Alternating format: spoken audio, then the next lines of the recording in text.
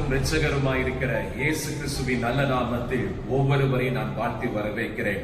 விசேஷமாய் இந்த தேசத்துல இக்கட்டான காலத்தில் நாம் இருக்கிறோம், நெருக்கமான காலத்தில் இருக்கிறோம், துயரமான காலத்தில் இருக்கிறோம்.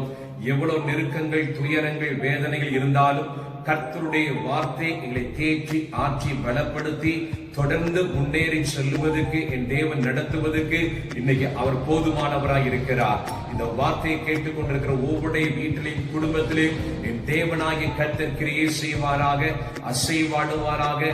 தேவனுடைய வார்த்தையின்படி தேவன் நடத்தி உங்களை உற்சாகப்படுத்தி காப்பதற்கு என் தேவன் போதுமானவராய் இருக்கிறார்.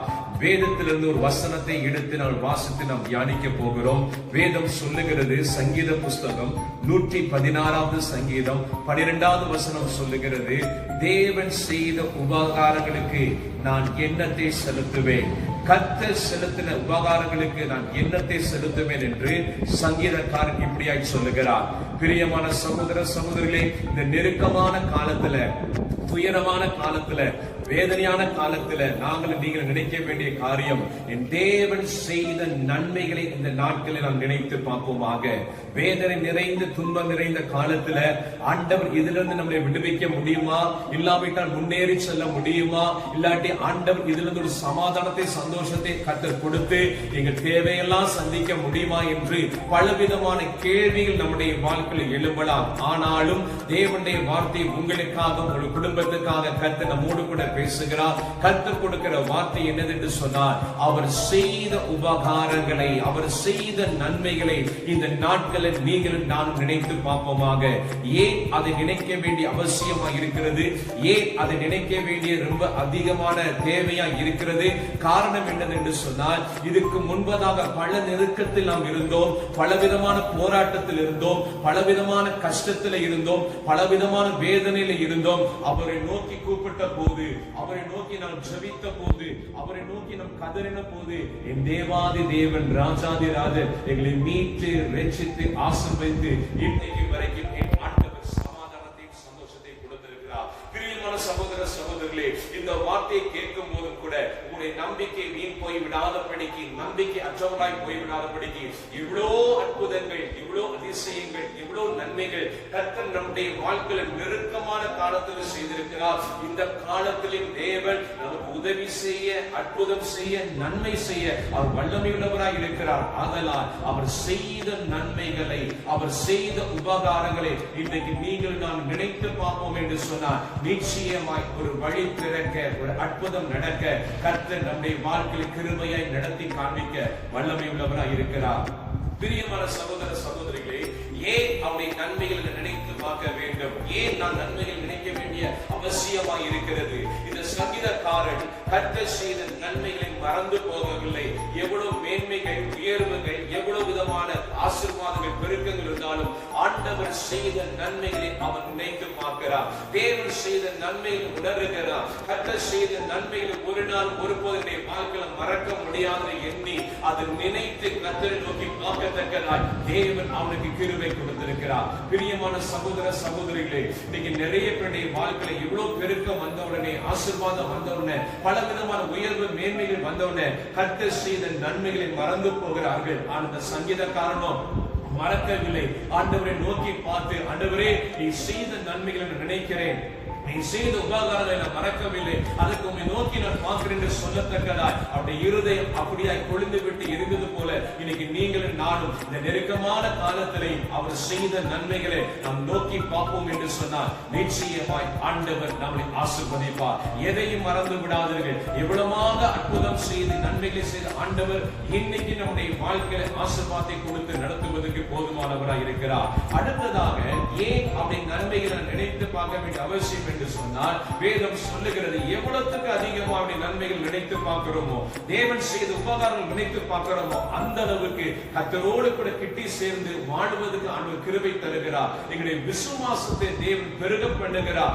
இன்னும் ஒரு அற்புதத்துக்கு எதிர்பார்க்கத்தக்கதாய், இன்னொரு நன்மைகளை எதிர்பார்க்கத்தக்கதாய், இன்னொரு ஆசீர்வாதத்துக்குள் கடந்து போகத்தக்கதாய் என்னையும் உங்களையும் நடத்துகிறார். பிரியமான சகோதர சகோதரிகளே, இந்த வார்த்தையை கேட்டுக்கொண்டு இருக்கும் போதே உடைய வாழ்க்கையில அவர் செய்த நன்மைகள் நன்மைகள் நினைச்சு பார்க்கும் போது அவரோடு கூட கிட்டி சேர ஆரம்பிக்கிறீர்கள். அதே டைம்ல ஆண்டவருடைய விசுவாசத்தை பெருக பண்ணுகிறார். இன்னும் நான் முன்னேறி செல்லத்தக்கதா, இன்னும் தேவனுடைய வாழ்க்கை அற்புதங்களை செய்யத்தக்கதா, ஆண்டவர் ஆசீர்வதித்து நடத்துவதற்கு வல்லமையுள்ளவர் என்று அறிந்து புரிந்து செயல்பட கர்த்தர் நமக்கு கிருபை கொடுப்பாராக. இந்த சங்கீதக்காரன் ஆண்டவரை நோக்கி பார்த்து, ஆண்டவர் நீ செய்த நன்மைகள் நினைக்கிறேன் என்று சொல்லிட்டு இரண்டாவது அவர் சொல்லும் போது சொல்கிறார், இதுக்கு ஈடாக நான் உமக்கு என்னத்தை செலுத்துவேன்.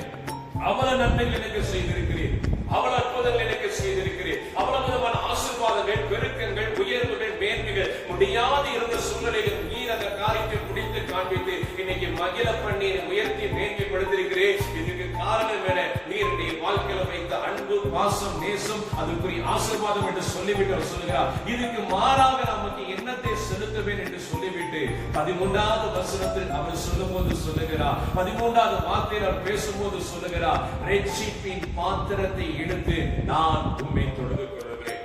நல்ல பிரியமான சகோதர சகோதரிகளே, தேவனிடத்தில் பெற்ற அற்புதங்களுக்காய், தேவனிடத்தில் பெற்ற நன்மைகளுக்காய் கர்த்தர் செய்த உபகாரங்கள் எல்லாம் நினைத்து பார்த்து அந்த சங்கீதக்காரன் சொல்லுகிறார், இதுக்கு ஈடாக நமக்கு ஏதாவது நான் செய்ய வேண்டும், இதுக்கு ஈடாக நான் ஏதாவது வாழ்க்கையில் நடப்பிக்க வேண்டும், இதுக்கு சரிசமமாய் மகிழ பண்ணத்தக்கதா ஏதாவது ஒரு காரியத்தை செய்து நடப்பிக்கத்தக்கதா நீரை நடத்த வேண்டும் என்று சொல்லி ஒரு வாஞ்சியோடு துடிப்போடு அவன் எடுத்த ஒரு தீர்மானம் என்னன்னு சொன்னார், கடைசி மட்டும் நீர் எனக்கு கொடுத்த அந்த ரட்சிப்பை இழக்காமல், நீர் எனக்கு அந்த கொடுத்திருக்க அந்த ரட்சிப்பை காத்துக்கொண்டு கடைசி மட்டும் அந்த ரட்சிப்பை கூட உண்மை தொழுது கொள்ளும்படி நான் விரும்புகிறேன். பிரியமான சகோதர சகோதரிகளே, எத்தனை பேர் நீங்க அந்த ரட்சிப்பை காத்துக் கொண்டிருக்கிறீர்கள்? எத்தனை பேர் நீங்க அந்த ரட்சிப்பை தக்க வைத்துக் கொண்டிருக்கிறீர்கள்?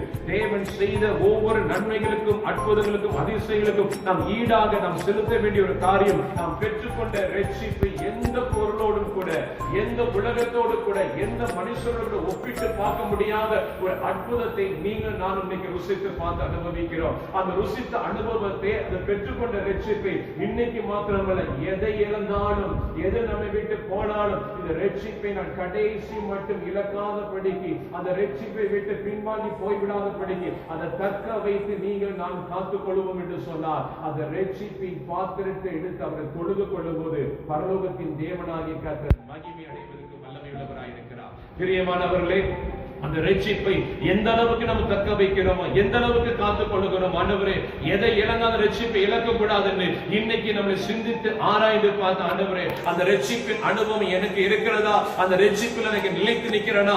வேதம் சொல்லுகிறது, கடைசி மட்டும் நிலை நிற்கிறவனே ரட்சிக்கப்படுவான். அதனால் பிரியமானவரே, இந்த வார்த்தையை கேட்டுக்கொண்டிருக்கும் போது உங்களுடைய விசுவாச நம்பிக்கை, இவ்வளவு நன்மைகளை பெற்ற நான், இவ்வளவு ஆசீர்வாதத்தை பெற்றிருக்கிற நான், இவ்வளவு பெருக்கத்துக்குள்ள வாழ்கிற நான், என்னுடைய வாழ்க்கையில அந்த ரட்சிப்பை கடைசி மட்டும் ஆண்டவரே அந்த அனுபவத்தை எதோ வந்தாலும் யாரை காம்ப்ரமைஸ் பண்ணி, யாரை ஆண்டவர் திருப்திப்படுத்தி வாழ்ந்து விடாமல் உமக்காக ஒரு வைராக்கியமாய் வாழ்ந்து அந்த ரட்சிப்பின் பாத்திரத்தை எடுத்து நான் தொழுது கொள்வேன் என்று சொன்னார். நீ பிரியமா இருப்பீர், அந்த ஆராதனை ஏற்றுக்கொள்வீர், அதை அங்கீகரித்து நடத்துவதற்கு இன்னைக்கும் என் ஆண்டவர் ஜீவாதிபதியா இருக்கிறதுக்காய் ஸ்தோத்திரம். பிரியமான சகோதர சகோதரி, நீங்களும் நானும் ஏறெடுக்கிற அந்த தொழுகை, நீங்களும் நானும் ஏறெடுக்கிற அந்த ஆராதனை, நீங்கள் நானும் அவருக்கு நன்றி செலுத்தி துதித்து அவரை மகிமைப்படுத்த காரியம் அந்த ரட்சிப்பின் பாத்திரத்தோடு நாம் செலுத்தும் போது பரலோகத்தின் தேவனாகிய கர்த்தர் அதை அங்கீகரிக்கிறார். அதுக்குரிய ஆசீர்வாதத்தையும் மேன்மைகளை கொடுத்து ஒரு குறை இல்லாமல் நம்மளை வழிநடத்த காப்பதற்கு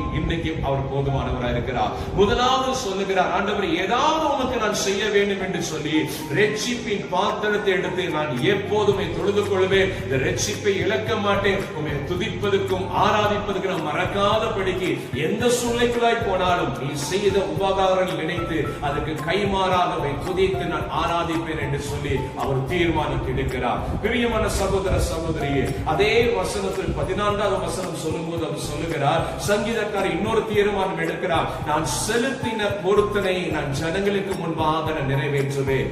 எப்படிப்பட்ட பொருத்தனையா இருந்தாலும் சரி, தேவனுக்காக ஏதாவது செய்ய வேண்டும் என்று என்னென்ன தீர்மானங்கள் என்னென்ன ஆண்டவரை வாக்குறுதிகள், என்னென்ன காரியங்கள் என் வாழ்க்கையில நான் எடுக்கிறேனோ அத்தனை கடைசி மட்டும் உமக்காக நிறைவேற்ற வேண்டும் ஒப்பு கொடுக்கிறார். இன்னைக்கு பிரியமான சகோதர சகோதரிகளே, உன் வாழ்க்கையில பலவிதமான தீர்மானங்கள் எடுக்கலாம், பொருத்தனை பண்ணலாம். ஒருவேளை நீ மறந்திருந்தால் என் தேவன் செய்த நன்மைகளை நினைத்து பார்த்து, என் தேவன் செய்த அற்புதங்களை நினைத்து பார்த்து அந்த ரட்சிப்பின் பாத்திரம் தொழுது கொள்கிறது மாத்திரமல்ல, ஆண்டவரே நான் உமக்காக நான் செலுத்தின பொருத்தனைகளை எல்லா சூழலில் நிறைவேற்ற வேண்டும் இந்த நோக்கி நீங்கள் பார்த்து கர்த்தரை துதிப்பீங்க என்று சொன்னார். இந்த சூழலில் என் தேவாதி தேவன் உங்களை ஆசீர்வதித்து மகிழ பண்ணுவதற்கு போதுமானவராக இருக்கிறார். நான் இப்போது உங்களுக்காக ஜெபிக்கும்படி விரும்புகிறேன். வசனத்தை கேட்டுக்கொண்டிருக்கிற நேரத்திலேயே என் தேவனுடைய தொடுதல், தேவனுடைய ஆசீர்வாதம், தேவன் ஒரு வழிகளை திறக்கத்தக்கதாய் ஆண்டவர் ஒரு காரியத்தை செய்வார். எதை இழந்தாலும் ரட்சிப்பை இழந்து விடாதீர்கள், எதை இழந்தாலும் தேவனுடைய அன்பை இழந்து விடாதீர்கள். எதை இழந்தாலும் கர்த்தர் உங்களோடு கூட இருந்து பெரிய காரியங்களை செய்து முடிக்க வல்லமை உள்ளவர். நாம் கண்களை மூடி ஜெபம் செய்வோமா?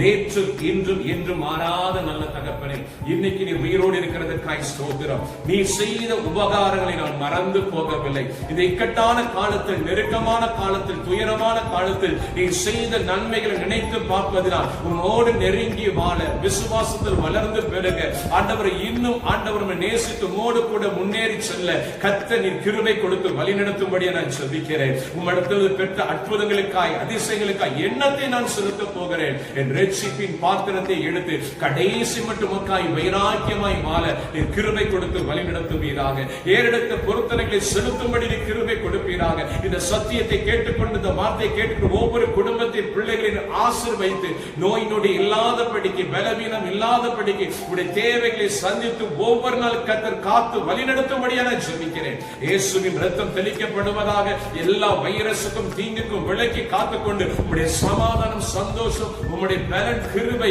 வாழ்நாள் முழுவதும் நடத்தும்படியாய் ஊழியக்காரன் நான் மனதார ஆசீர்வதித்து நான் ஜெபிக்கிறேன் என் ஜீவன் நல்ல பிதாவே. ஆமென். God bless you.